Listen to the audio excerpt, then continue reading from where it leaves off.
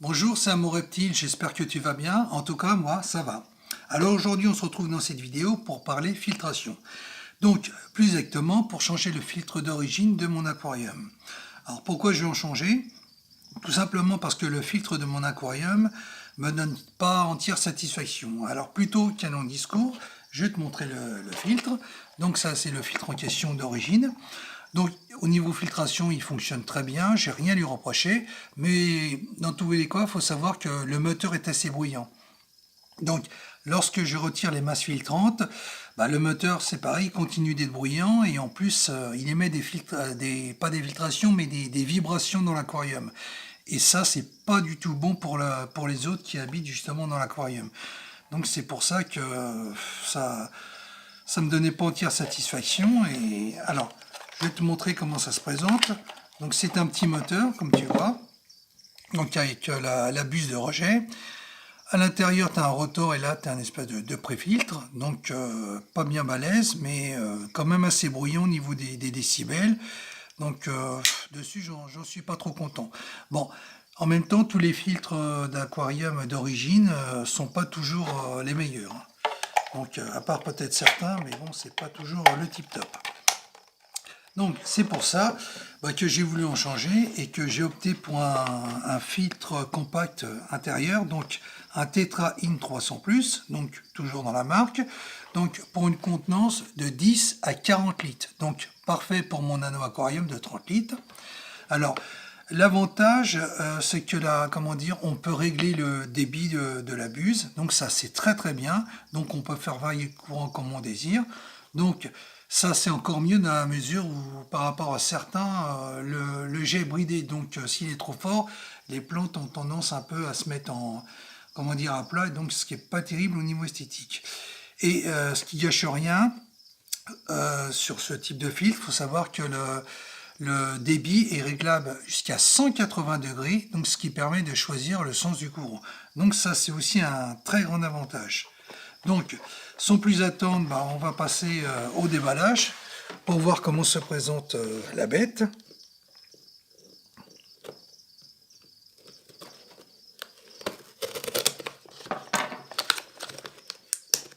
Alors, en même temps que je le déballe, il faut savoir qu'il existe des filtres, donc de la même catégorie, de la même marque, enfin du même type, qui ont des filtrations beaucoup plus puissantes.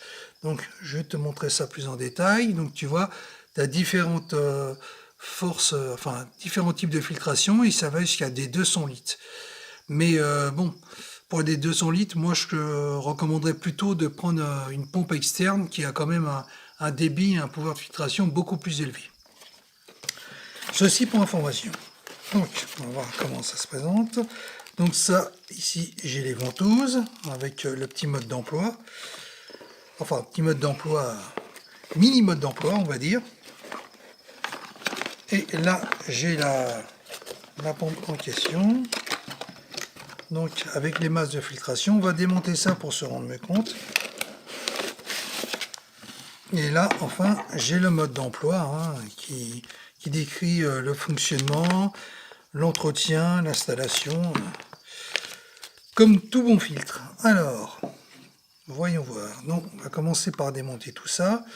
Donc ici, tu as le compartiment qui contient les masses filtrantes. Alors, ce qui est très bien dessus, c'est que tu as deux masses filtrantes séparées. Alors ça, c'est parfait.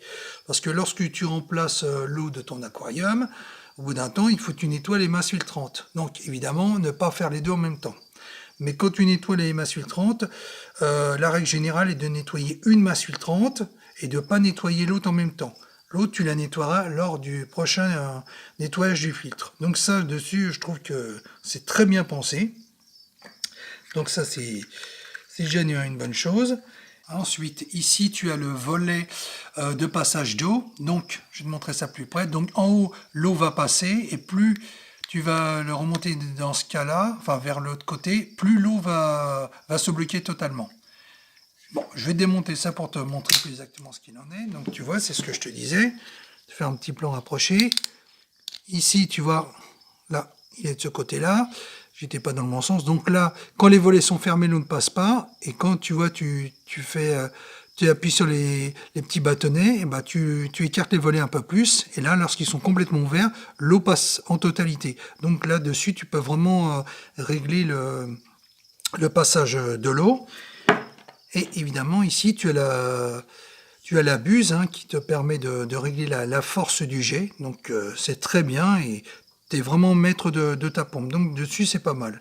Donc je remontais ça et installais tout dans mon anneau aquarium. Et je vais te montrer ce que ça donne au final. Alors voilà ce que ça donne une fois le filtre installé. Donc là, je l'ai réglé sur un débit pas trop élevé pour éviter que tout parte dans tous les sens. Voilà, donc tu vois, ça bouge un peu. Donc je vais peut-être encore réduire un peu le débit, je vais voir. Donc pour l'instant, on voit quelques particules qui flottent dans l'eau. Donc ça c'est normal parce que j'ai fait un gros changement d'eau avant mon départ en vacances. Donc j'avais débranché le filtre d'origine. Donc là ça va, l'eau est restée propre.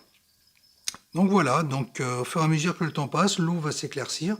Donc j'en suis très satisfait dessus, rien à redire. Ah oui, j'ai oublié aussi de dire que pendant le montage, il y a aussi comment dire, un trio de ventouses. Normalement, ils en donnent 2. Là, on en a 3. Donc 2 en haut et une en bas. Donc ce qui assure une fixation plutôt optimale. Donc ça, je trouve que c'est très bien pensé aussi. Bon réflexe. Comme ça assure un maintien plus longtemps dans le temps. Donc, et puis si un jour ça se décolle, il y a toujours moyen de remédier à ça en employant de la silicone. Donc dessus, je vois un petit remous, donc ça dessus c'est très bien pour oxygéner l'eau, donc c'est parfait, rien à redire. Alors le prix, j'ai oublié de le dire, ça coûte 26 € en arrondissant, donc ce qui est correct pour un filtre de cette gamme-là. Donc dessus, c'est un filtre qui se trouve un peu partout dans les jardineries, animaleries, donc pas difficile à trouver. Voilà, écoute, j'espère que cette vidéo t'aura plu. Si c'est le cas, n'hésite pas à t'abonner, à partager, à liker. Et moi, je te dis à la prochaine dans une autre vidéo. Bye bye.